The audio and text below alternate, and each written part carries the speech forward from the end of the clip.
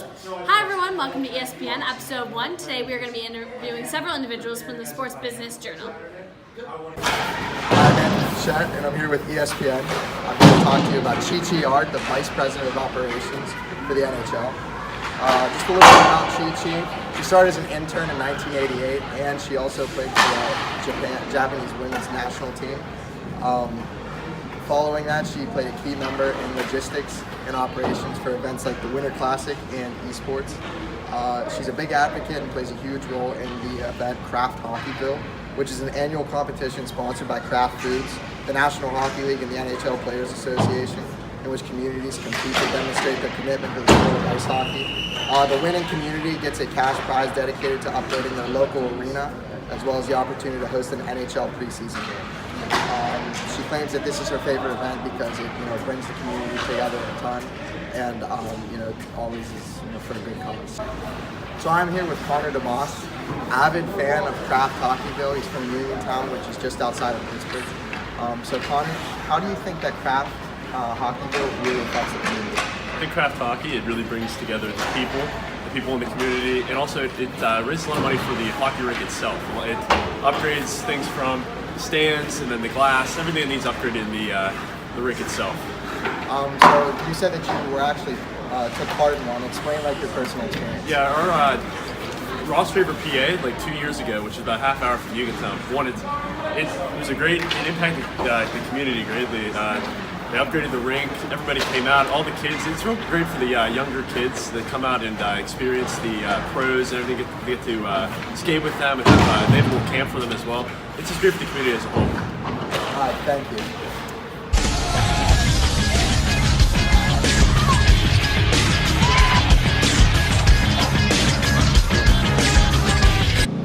Hi Jennifer, how are you today? I'm great. How are you, Heather?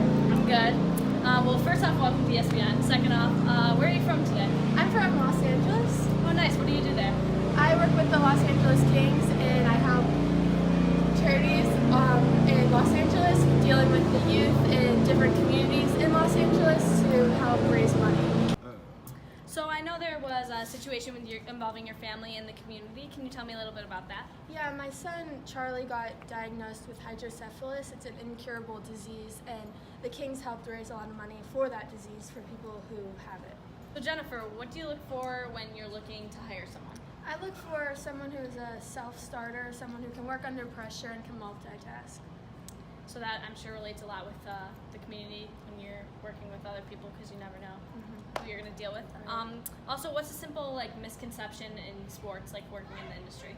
Everyone thinks that it's glamorous, it's easy, but it's actually a grind. It's a fun one, but you're always grinding. So Jennifer, last question of the day. What do you think your role of sports and social issues, how does that play into your life and your situations?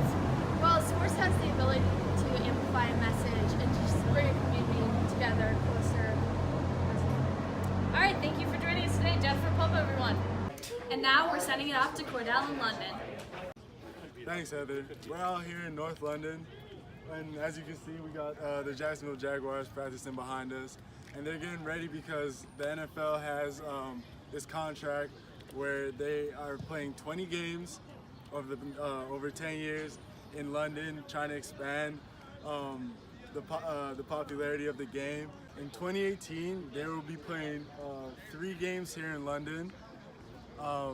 There's already been 50,000 season tickets sold for these 3 games, which is a 50% increase than there was 2 years ago. Tickets for the Jacksonville Jaguars against the Eagles game and the Titans against the Chargers game have already been sold out.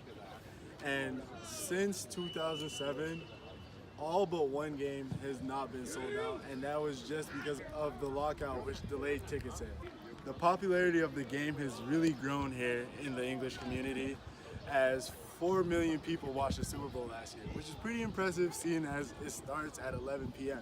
There are now 14.4 million NFL fans in England, which is a 22% increase in popularity 10 years ago, where the number was at 9.7 million. The popularity of the NFL has really increased here in the English community, and the games have become must-see events, which leads us to believe, could there ever be an NFL team here? I'm Cordell Holness Lightbody here in London, England. Back to you, Heather. Hi SBN, welcome everyone. We're here with Joanne Pasternak. Joanne, how are you doing today? I'm good, how are you? I'm good.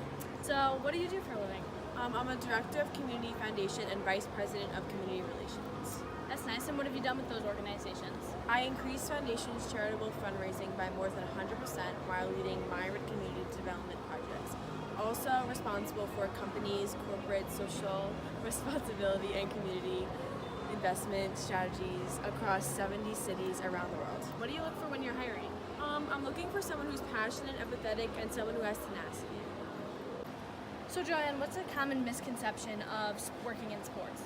Some people think you need a background in sports, but you really don't need that. I want people who value the experience inside and out of sports industry and I want to look for diverse backgrounds and experience.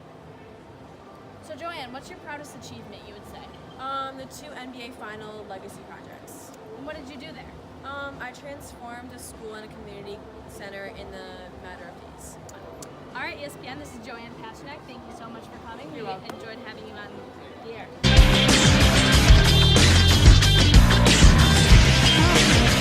Up next, I'll be talking about the Detroit Pistons transitioning from the legendary Palace of Auburn Hills to their new venue, the Little Caesars Arena, downtown Detroit. Ultimately, the move was made by the community of Detroit because they wanted to see their team closer to them, closer to the population downtown instead of at the Palace. And the move really helped revamp the community of Detroit, revamp the city, but it also helped the Pistons really better as a business, helped them bring in more revenue, being closer to downtown, being closer to where the action is in the city. And the move really helped the city get better as a whole. I'm Anthony Shedd from ESPN. I'm here to talk to you about Arizona State's football stadium renovations. In total, it cost about $307 million. Consisted of adding new restrooms, new concession stand, connecting the upper levels, new Wi-Fi, new seating system, a beer garden, and a 6-foot pitchfork out front of the stadium for fans to take pictures with. They did have to reduce the stadium capacity from 71,000 to 55,000 because of this. Local season ticket holders were kind of upset because season ticket prices did go up. Along with ongoing rising ticket prices, fans also complained about getting into the stand. It didn't go as quick because of the ongoing construction and renovations. It wasn't as efficient to get into the stadium. Originally, they had planned to build a whole new stadium, but they did away with that and just decided to make renovations to the new one. To pay for this, they opened up a real estate development program and used the tax funded by that program to help pay for the stadium renovation. This kind of had a little bit of effect on the community who lived there. Being so, the people surrounding it were taxed unusually. It was unusually high. People were complaining about it. Low-income families actually had a little bit of trouble when moving into this new development program. So there was kind of some issues with that. And that's all that has been reported on the current situation involving the renovations on the Arizona State Football Stadium. Thank you for watching this episode of ESPN. We're the trio. Hope you enjoyed watching. Have a good evening.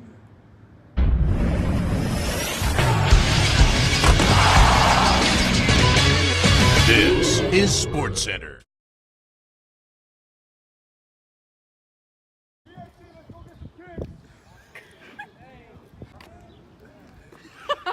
Is there any way that there could... We're going to be in